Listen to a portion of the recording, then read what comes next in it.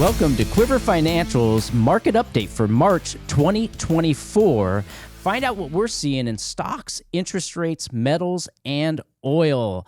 I'm Colby McFadden with Quiver Financial, joined with Patrick Moorhead and Justin Singletary. Gentlemen, welcome to March of 2024. Did you know you would ever make it this way? Justin had on the calendar World War III starts or the world ends. When was that? Last week? Last Friday? Yeah, starting March. Well, there was an AI post that came out, I don't know, it was in like September, October of last year from some AI bot that said World War III will begin in March 1st. Okay. So I put it on the calendar just in case. Well, we made it. We made it through. We're good. So welcome, gentlemen. I'm glad you're here. So I'm going to try and be as brief as possible, and really, as I was doing all the homework and all the charts, everything that we do on a regular basis, and for anybody who's joining us that's new, every quarter, every 4 times a year, we give an update on stock market, interest rates, metals, oil, currencies, real estate.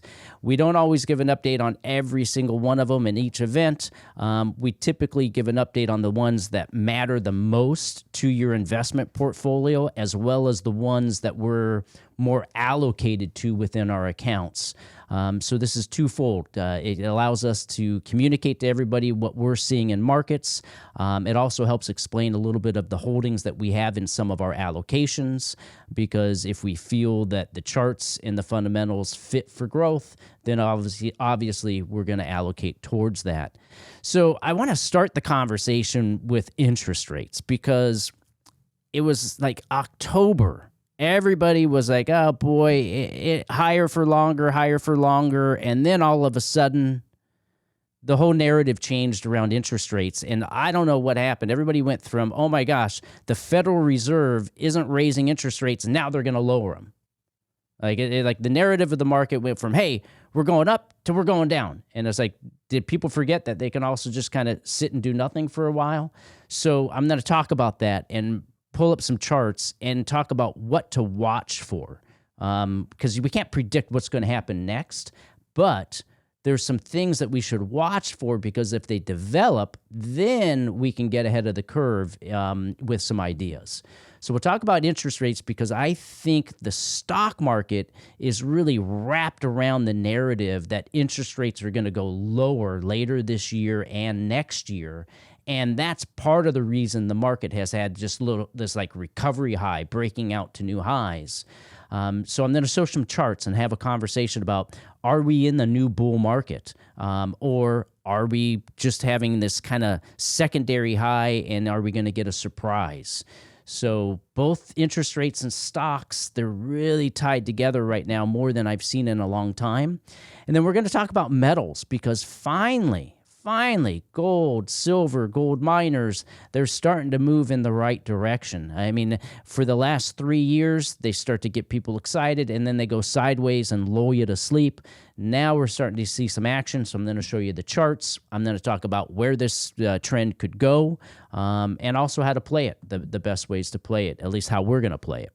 And then also I'll end with oil, and really it's a little bit of an election conversation as well, because we really want to watch what happens in energy prices this year. Do they get weaponized and used against us in an economic way? I'll explain more of that as we get into the charts.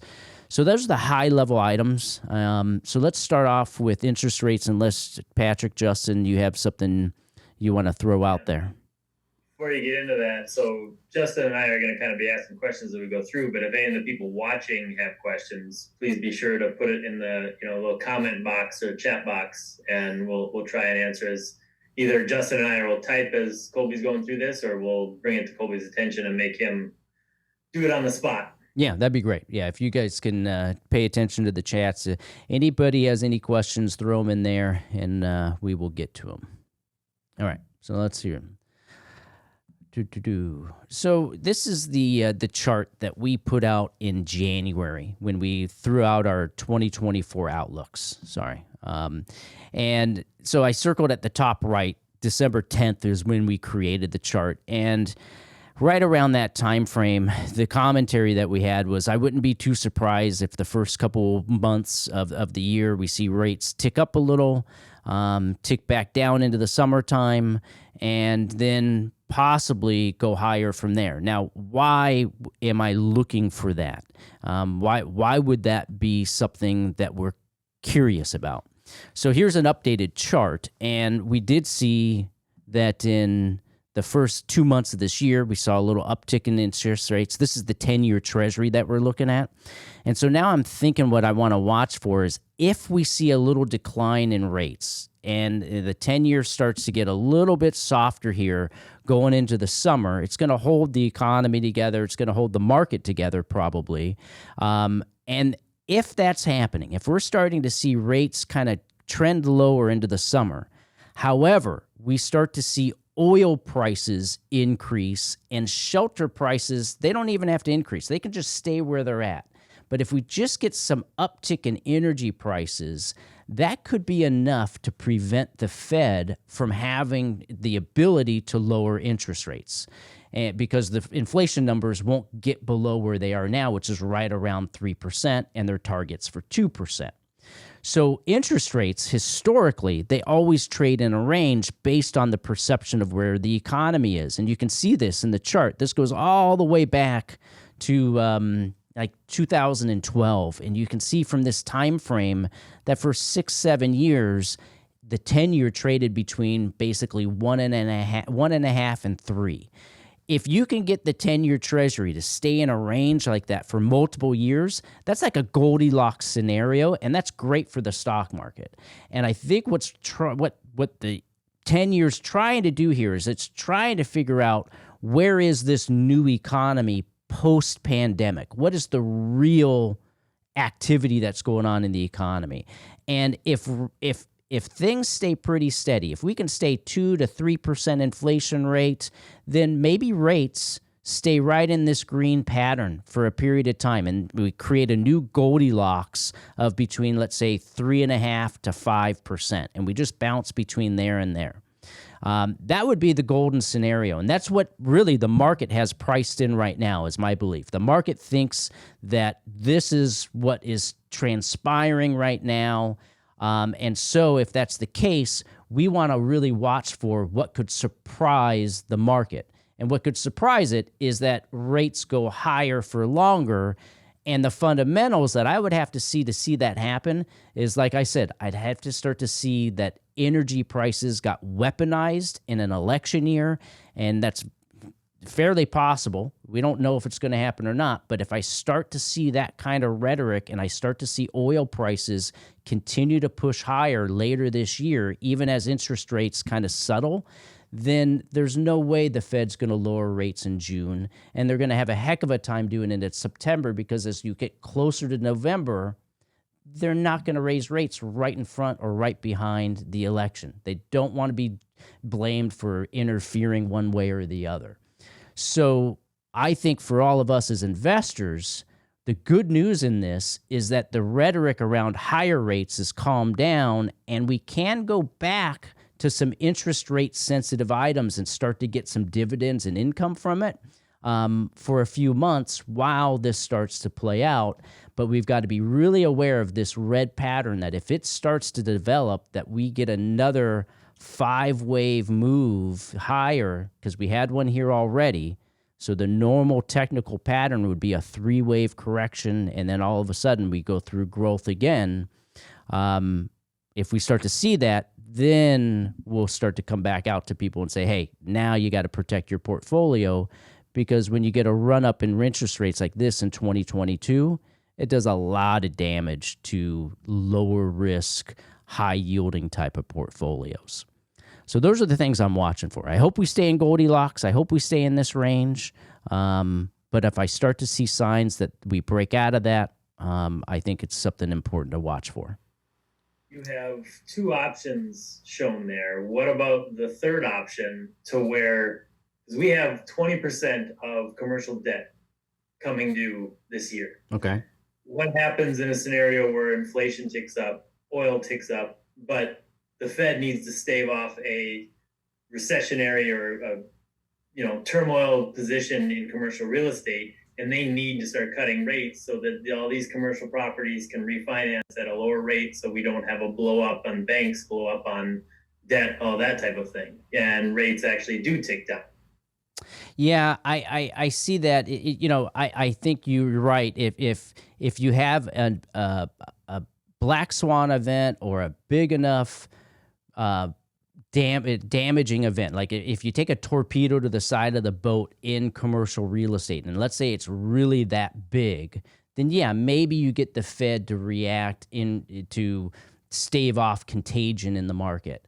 That's a possibility. The reason I'm not so sure that that's a probability is that loans and real estate and all these loans that these banks have, they've been on the books for a while. So all these banks know what they have. The Fed knows what they have. The government knows what these banks have on their balance sheets. And so I feel like after we experienced in '08, how they were able to kind of feather out the failures over time. Because remember in '08 to like 2012, everybody was worried about this mortgage reset. Oh, all these people have adjustable rate mortgages and they're going to reset and that's going to be the next thing.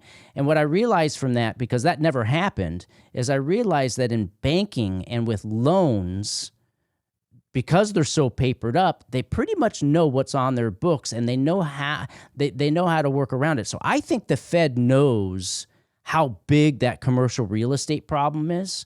And I think they know how big it is. They know the size of it better than anybody else. And I don't think it's that big of a concern for them. We'll see. But I think they have better.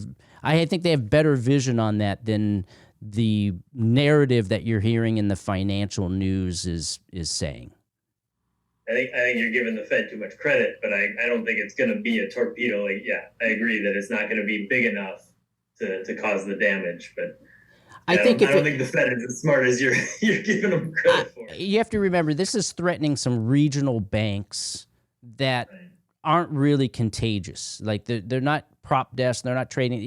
And it's not Washington Mutual. Washington Mutual is basically Chase of the day, right? So you're not dealing with Chase or Bank of America or that kind of size of a bank. So I don't know if the Fed's going to really worry about so many regional banks, especially when they got guys like Steve Mnuchin that are just going to come in and sweep up for pennies on the dollar.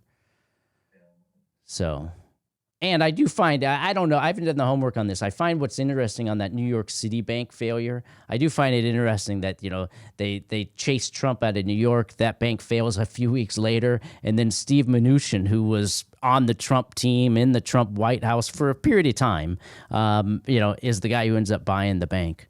So I just find it all very funny. Have no idea if there's any links to any of that whatsoever. So the bottom line here is this for us. What we're doing in the accounts around interest rates is we're able, because the rapid rise is behind us, and now we're in this realm of what if, but at least the what if is tame. In this environment, you have calm waters when it comes to interest rates. And so in that environment, we can now add certain items into portfolios that produce income, are a little more rate sensitive, that we couldn't have in the portfolio the last couple years.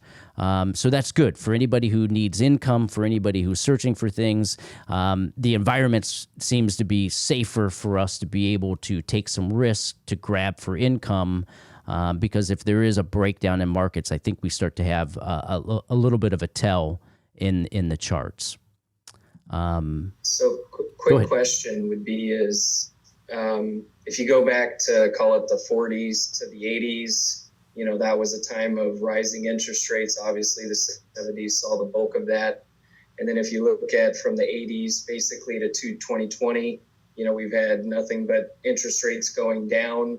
I know we talked about a range, but do you think in the macro picture, the really longer range stuff, that interest rates are in this time frame of where they just are going to continue to, they might sit in a range for a period of time, but do you think that they may tick up over time based on just looking at the history? That's an awesome question, because what we just talked about was what you would call the short to intermediate term time frame, months to a year, right? Like that's what most people are worried about in their portfolios. How am I performing over months to a year to 2 years, 3 years? They don't really go much longer than that. They don't pay attention for that.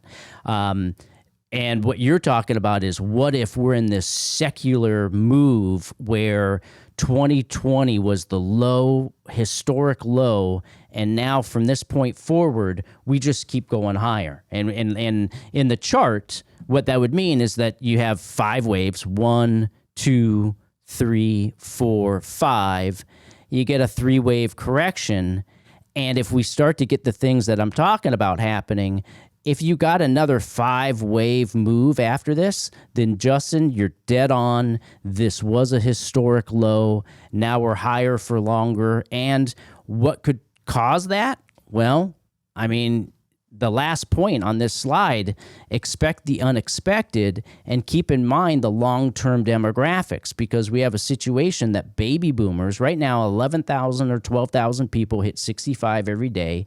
For my whole career, everybody was saying, oh man, when the baby boomers retire, they're going to sell all their assets, they're going to get conservative. Guess what? Wrong. They're retiring and they want more risk. They're the ones who want NVIDIA. They're the ones who want all the high risky stuff, because they're like, hey, I got to make it now, baby. So they're not getting conservative. They're not selling their houses, right? They're 65 is not 65 anymore. Like most 65-year-olds are as spry as a 40-year-old. I know 65-year-olds that are in better shape than you guys.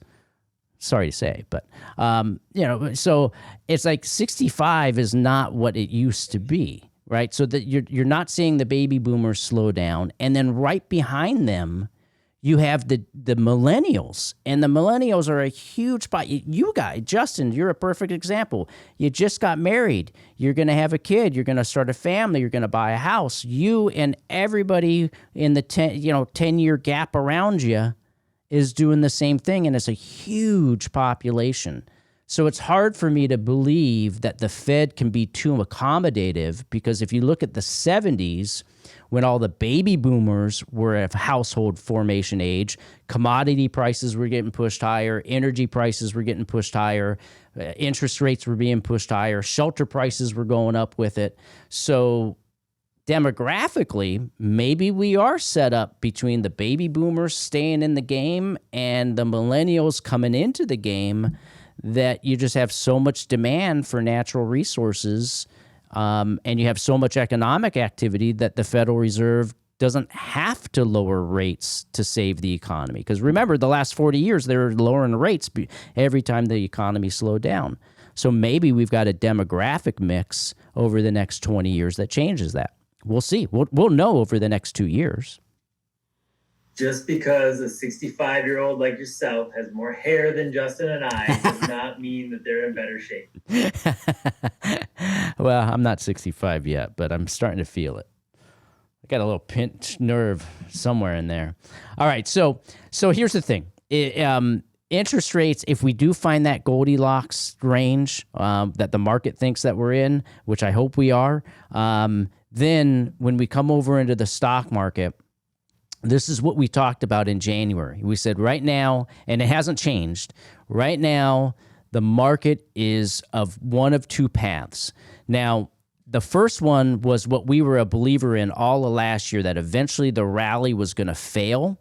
That hasn't happened, and the window of time for that to happen is really like almost closed. Like for this pattern to happen still has to transpire in the next 2 weeks. Otherwise, that window closes, and we're definitely more so, I can't say definitely, but then the odds really, really shift that we're in this bullish pattern, and it may not make fundamental sense to a lot of people, because it means a lot of stocks will get at much higher valuations. And so this path here on the right side fundamentally may make no sense to anybody. It could be one of those times that happens. And this is what people are expecting right now. It seems like the whole market has shifted into this belief system. So there again, okay, fine, we can allocate for this because the interest rate environment is also allowing us to do so. And then what we have to do is just watch for signs that if something changes in the next 2 or 3 weeks where this pattern on the left does develop, then it's pretty easy to move around it. But for right now, the stock market looks pretty stable. I wouldn't be shocked to see a 5-6% correction off of where we're at because we need to come back. We're at like 5,200 right now, 5,100. So the market needs to kind of come back to 4,800, do a little correction. And that's what I'm going to be watching for is in the next correction, if the stock market comes into this 4,800 level, 4,700 level, gets its footing and starts to pivot higher, then that's a really another confirmation that this right side is happening. So this is all very early stage. Like if we are going into another bull market, then right now we're in the first inning. The next correction is the second inning.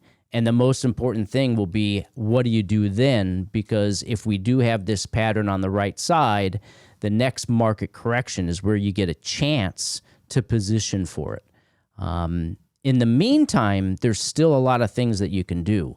Now, last year, one thing we were sharing with people, and I want to bring in a note of caution to the bulls and to that bullish picture, to that right side, is all last year, one of the reasons I was very concerned about the stock market is that, in my experience, is that when you have the stock market rally and then the high yield bond market and the small caps and the financials and real estate, when you have all of those things not perform in that rally up, it's a really bad sign. Usually that means that these rallies fail because these parts of the market weren't participating.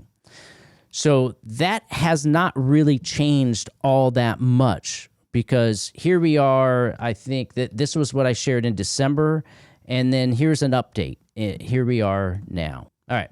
So on the left is the S&P 500. So you can see it's making new all-time highs.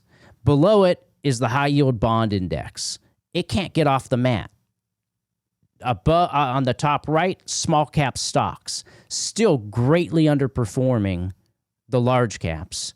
And then you have financials on the bottom right, which now finally got peppy. Like they finally took off and caught up with the S&P 500. So if we are in a really, truly new bull market, then what should happen is the small caps and the high yields, they should break above these red lines and run really fast to catch up with what the S&P has done. So basically, this may be a precursor of what's happening here. So that's what I'm going to watch, is over the next couple weeks, if these markets can get above these red lines and stay above them, then that's another confirmation that, market is pretty damn strong. However, if these guys fail in the next 2 weeks and roll over, then that pattern of the bears is potentially there. So for me, in order for me to get really bullish the stock market, I sure would like the higher risk parts of the market to start to participate in the rally. And they've started to show signs of it, but not completely there yet. And then right in here, I just threw a little extra, traded real estate chart. Because even though it hasn't performed like the S&P, it does look like it's broken its downtrend. So that's something I'm going to watch there. And if interest rates stay calm or stay in that Goldilocks pattern, then this definitely has broken out and becomes a potential opportunity in the future. So those are the things that I'm watching, and they tell me that you can buy high yielding stocks. Like you can go out there and you can buy dividend paying stocks, which we started doing in February. We've put in a lot of dividend paying stocks, a lot of them around the undervalued areas of miners and energy. And the market is very narrow leadership. What's pushing the S&P 500 higher is still just a couple stocks. Microsoft. It's not even Apple and Tesla anymore. It's just Microsoft, Nvidia, and I mean, if you guys remember one other that might be of the Magnificent Seven, I think only 2 or 3 of them are pushing to new highs, and the others have rolled over. So this market is very narrow, and you could have a correction at any moment. That correction, where that correction ends and what happens next tells us whether we're in a bull market or not. Yeah, I saw today that I think it was Bank of America just changed their forward forecasting on the price of Tesla from I can't remember if it was 200 to 125, but they basically downgraded it by a substantial amount. Well, the EV car thing has, the shine is, the luster has come off that. A lot of the car companies are now backing off. All the big boys have realized, the demand from the consumer isn't there yet. So Tesla is feeling that, and now they have competition in China. I mean, the market's changed, but. I still like, when I look at charts and I look at things like Chevron and Exxon and British Petroleum and gold miners that are paying 4% and 5% and 3%, and they've been at the bottom of their trading range for a year. Those are the things that I think are undervalued in this market, and they play a catch up. And I don't mind buying stuff that pays a dividend, because even if it goes sideways, at least I'm getting paid to wait. So when I have a really narrow stock market where I know the risks, where the ice is really thin, then okay, I'll buy dividend payers. But the nice thing is the difference this year from 2022 and even the beginning of 2023 is that at least now we can go buy those dividend payers. Back then, when interest rates were rising, it was at such a fast pace, it was still too treacherous to do that. So at least now the environment allows us to go strive for some income.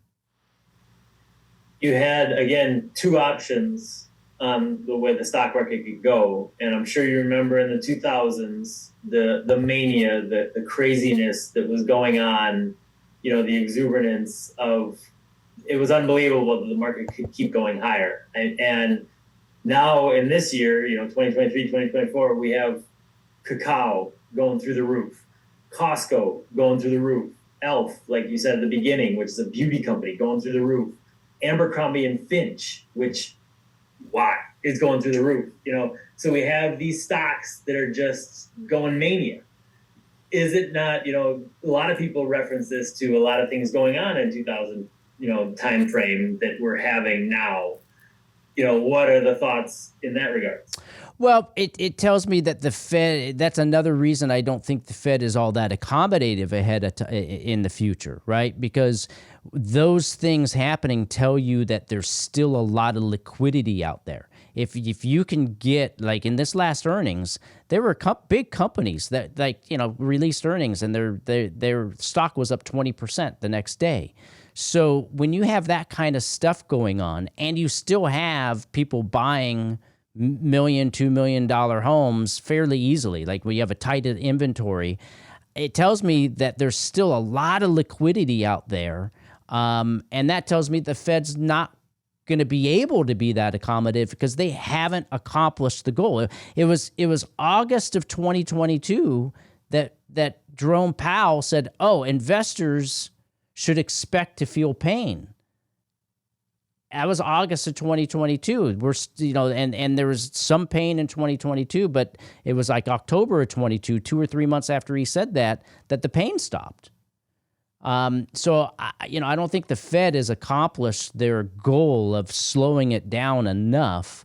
And those stocks doing those crazy things is an example of the liquidity that's still out there and why the Fed hasn't accomplished their goal yet. When you see that stuff not happening, then the Fed will be ready to lower rates. Is my opinion on it. But I don't even really worry about that stuff because there again, like if I own Chevron, Exxon, British Petroleum, those types of things, they've been around for 100 years, and doing the same business. So right now, you just kind of take the Warren Buffett approach. And I'm going to move on from that unless you guys want to beat that dead horse. Well, we have Steve's got a question. You want to take one from? Yeah. Let's see. Hey, Steve, we saw your hand up. Watch, we probably got him while he's in the bathroom. Yeah. That's usually what would. All right. Hi, Steve. So you had a question? Yeah, we can hear you. Okay. Yeah, I was wondering about the, I met you many years ago and I was talking to you about Bitcoin and stuff like that. And at the time you guys weren't ready for it. And I was really early on it. I've been through 3 cycles on it. Got debt free, paid off my mortgage in Newport Coast, and now building up for retirement. And now the ETFs are out. So I'm wondering what's your guys' position on trying to embrace this new asset class? Well, I think Bitcoin is now definitely in that same category as gold, where it's been institutionalized, where people now are utilizing it as a store of value and as a hedge against certain things. So what I would expect to see with Bitcoin, that it starts to kind of get some correlation to something else, because that's kind of how markets tend to work. The ETF side of it definitely supports further upside, not all at once, maybe not tomorrow, but you just have to figure that once you make something so easily accessible that, yes, there's going to be, an easier entry point and more demand. Now, what does BlackRock do with this? Right? Because I would say I see all the positives of it, but knowing market structure and knowing the people in this business that I don't trust, I would now say that it makes that market really interesting now that you have market makers in there. Now that you truly have Wall Street in the game, which you didn't before. When you turn things into ETFs, that's a backdoor regulation. So I'm interested to see how that develops. I don't know the end result of that. I don't know if it's negative. I don't know if it's positive, but I know that it could be a surprise. So I think it now just becomes another asset that you have to consider in a portfolio, like you do, stocks, bonds, gold. While the trend and momentum is there, you take advantage of it. And if it starts to tank or go sideways, you reassess depending upon your time frame. Some people are holding this forever, and some people trade it. So there again, it's like any other investment. You got to start with, what's your objective? Are you trying to trade, or are you trying to invest? Well, I invest for the cycle, and then when the cycle tops up, then I take care of things like get debt free, pay off mortgage, do different things. So it's like I made a mistake on the first cycle. I wrote it up and back down, so I'm not going to do that again. Yeah. So you have to be aware, and they are related to these halving cycles, which is just starting to come up again, but they linger on a little bit past that. Yeah, it's definitely a developing space that is going to have legs in a lot of different ways. I think it's here to stay, and now it just becomes part of any investment portfolio allocation. So it's nice to see. It's actually nice to see something new. Yeah, I got access to options on it through Ledger X, and after talking to you, and so that way I can hedge what I'm doing with it, and also, write calls, cover calls for income, and cash secured puts to buy at a discount. So it's been exciting. Good. Well, hey, thanks for sharing. Okay. All right. Well, let's talk about gold, since we just talked about Bitcoin. And like I said, they do seem to attract similar concepts and beliefs. So here's what's been going on with gold. We have a here was our previous chart back in December. So we had talked about it looked like this was going to be a breakout, and we needed to see gold kind of pivot right here. And that's exactly what happened. This basically was about the time frame. Right here was about the time frame we were looking for that pivot. And now you've broken out above resistance. And it looks like the move is just kind of getting started here. And now, how high does it go? Give me some time. Let me see where this leg tops out, and then I can give you some projections. But right now, the trend is your friend in gold. And the nice thing is that, if you looked, I didn't put a chart of gold miners in here, but what's interesting, if you looked at gold miners, you'd see that they had kind of like traded all the way down here. So if you saw a chart of gold miners, you'd have this rise up, and then they tanked and they traded lower. And what I've seen in the years in my past is that if you have gold, the asset breaking out, and the miners have been lagging, then all of a sudden they do play a catch up. So that's what I'm watching there, because we have a decent allocation of gold miners now inside the accounts. And so right now the trend in gold looks positive. What could be the flip side is basically you break back below this 190 level, which doesn't seem likely now, but anything can happen. That becomes your stop loss level, and eventually, once we see where this rise starts to peter out, we'll be able to create another stop loss level a little bit higher. So the trend looks good, and I think that. I like what I see there. Fundamentally, the dollar, gold has had this much strength, and the dollar's been pretty strong. Normally you see gold make runs like this when the dollar's had a lot of weakness. And the dollar as a currency compared to other currencies has been very firm the last year and a half, while gold has been starting to break out higher. So gold is acting on its own, and I don't know if that's a precursor of concern, but it is doing what it's doing. Justin, I know you had some gold necklaces you wanted to share. Well, the last time I talked about gold to a client, he was like, "Gold's not sexy," and I said, "Well, if gold hits 2,500, is gold going to be sexy at that point?" Gold, you know what? Gold's not sexy. He better talk to Mr. T. Yeah.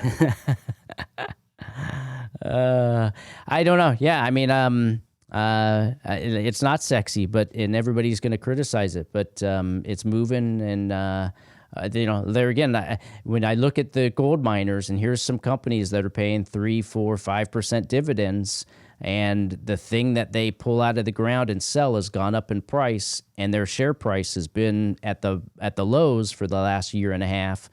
It seems like a dislocation to me. And the best way to make money in markets is to find dislocations. So I think this is a good one for people to pay attention to.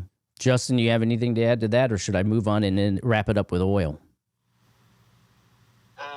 We can move on. The only thing that I think, other than the Bitcoin conversation, a lot of these exchanges have, fortunately, unfortunately, I guess for those that aren't participating in them, a lot of these crypto exchanges have, ways for you to access, gold. So you can trade cryptos, you can trade gold and silver, but you can't trade anything else. So I think there's, it's probably a small market, but. Well, I could tell you. It's interesting. I can tell you right. Dollars. I can tell you right now. I'm going to go on a limb and tell you that that Steve guy's a jerk, because he stuck around just long enough to brag about his winnings, and then he bailed out. So. Well, I think what's interesting is like you touched on briefly is, usually in the past when gold has started to rise, you've had a weaker dollar. So what's interesting is that where we are and how these things are starting to shake out, because I feel like there's probably, you have stock markets hitting new highs, you have the ETF Bitcoin stuff, you have gold rising, you have dollar staying strong, so there's these weird things that are going on. And I feel like those are indicative of times that are not a bull market in front of us, but you've been around more markets than I have, but at least the few that I've been around, Well, they don't as play you it the same way. yeah, as you say, like talk about all those dislocations, how everything's not all moving in one mass.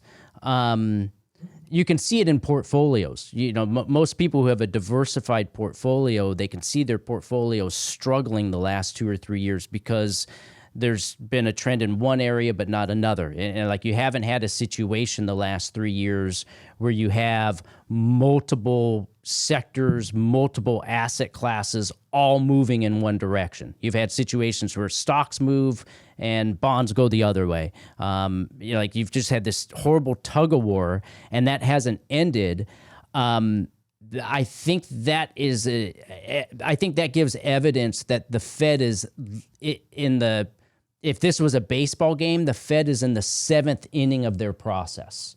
Like they've subtracted enough liquidity to create these dislocations, all this unevenness in the market, but they haven't subtracted enough liquidity to really bring all of them down and get them to reset at a lower level, right?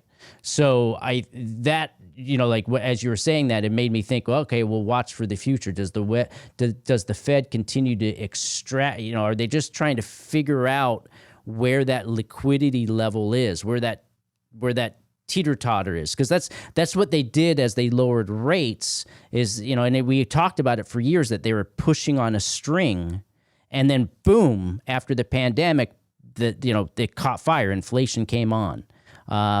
This is the same process, but on the other side. They're now going to have to push on the interest rate string to figure out, okay, where does that pull enough liquidity out so we can slow the economy down and we don't have 9% inflation?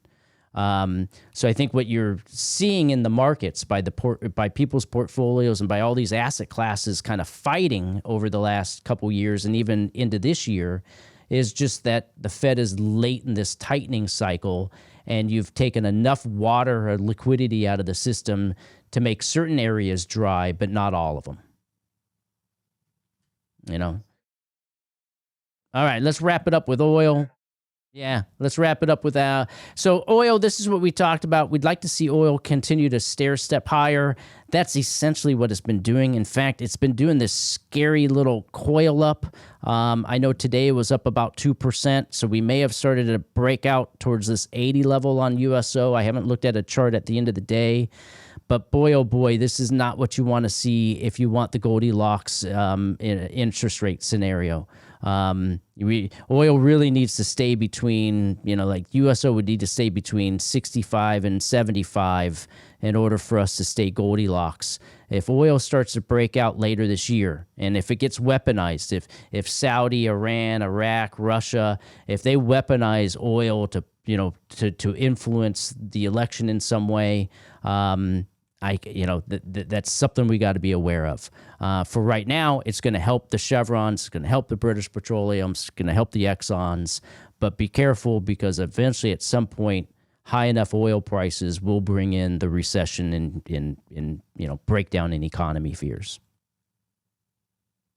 So right there again, the trend is there. If you're in oil names, enjoy the trend. It's helping us, but it's something that we want to watch and develop over time. Yeah, and I would just add that, with the whole electric car market, though it's small in comparison to, the gasoline cars, you're seeing a shift with the bigger, American manufacturers as well as the Japanese manufacturers, as far as they're cutting production when it comes to their fully electric vehicles, and they're increasing production when it comes to their hybrid / electric vehicles, which is essentially something that still takes gas.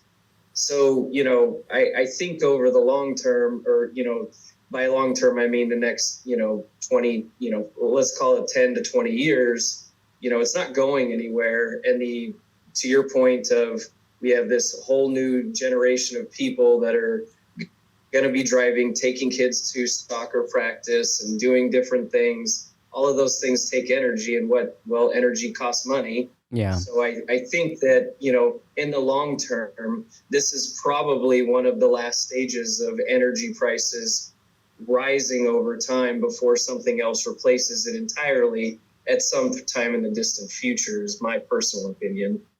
Yeah. Corporations that have been around for 100 years are pretty smart and know how to survive. And, the Shells, the British Petroleums, the Chevrons, the Exxons, they all dropped the oil name from their title a long time ago. And they're all energy companies. And they're now the biggest owners of patents in anything that has to do with solar and wind. And we said this years ago that they were just going to wait until those markets develop enough, and then they're going to come in with their deep pockets and ability to scale, and they're going to take it to the next level when it makes sense to them. They'll let all the venture capital guys, all the small guys burn their money up, and then they'll come in and buy the assets, cheap on, and that's essentially what's happened over the years. So oil is not going away, but you're going to see, I do believe you're going to see a world over the next 20 years where you have a much better balance between all these fuel sources, like all these energy sources. You're going to have a better balance than what we had before. And that will develop over 20 years. It's going to take a long time. And it needs to take a long time because if it did anything shorter than that, it disrupt the whole friggin' economy that we're in. There's a lot of jobs, there's a lot of businesses, there's a lot of cities like Houston, Justin, that really do need to make sure that the energy game stays alive. So I don't think you're going to see anything in that space change overnight because it affects too many people. And so it's a 20, 30-year process. Yeah. All right. Well, I think that wraps it up. Here's the bottom line. So bottom line on oil, the trend is there. We're going to watch to see if it gets weaponized. Energy names should benefit from it. And bottom line of the whole presentation, folks, is that you can, right in this particular environment, we can cautiously enter into equity markets, especially if they're more dividend-paying type of equities, especially in undervalued sectors. So a lot of people have been asking us, hey, I have cash that I've been sitting on. Yes, I've been getting my 5%. I'm happy with that. Is there something else I can do in addition to that? Well, now, because of the environment that we're in, the list has gotten a lot longer of what you can do than what we were saying last year. The metal trends still look strong if people's risk tolerance can handle it. Oil prices look firm. So it's like we've said earlier this year, it does appear that we're kind of going into this phase where you have a situation that maybe commodities for multiple years have just as much growth or opportunity as some individual stocks or the stock market itself. And so this is something that we're going to continue to watch and develop because right now, a lot of those trends look like they're very early. And we really want to watch to see if this pause in Fed interest rates, it's helpful because it allows us to add more rate-sensitive things, increase our income, and then we just have to watch over the next 3-4 months how the inflation numbers play out, and we can then determine whether those more interest rate-sensitive items can stay in a portfolio for longer, or do they need to be more active items that get brought in and brought out tactically. So that's the bottom line of what we're seeing in the markets right now.